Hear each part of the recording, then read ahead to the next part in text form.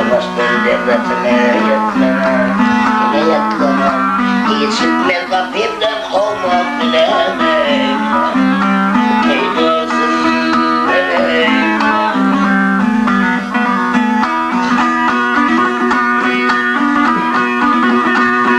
Bedasında yakın olsa dert olmaz, mümkün kaygılsa yeter olmaz.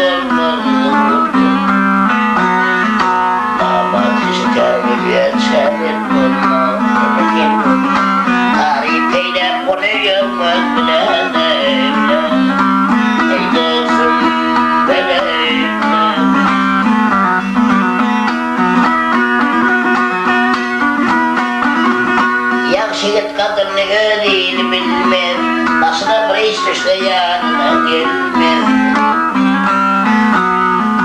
O mevkilik zaten yeksilmez, yeksilmez. Kadeylem yar gelip değilim bilemem. Ey dostum benim. Balıkçılar aydan sağdan doymuyor. Mihmat görsen diye köyüm yok. Namazdan koyum yok. Yakşı giyip yakşı giymek bilemem. Ey dostum benim. Ayday dostlar emin akşamlarımız. Yapan niyet bilen eden dönür. Ahirde sonunda değilim, yine değilim.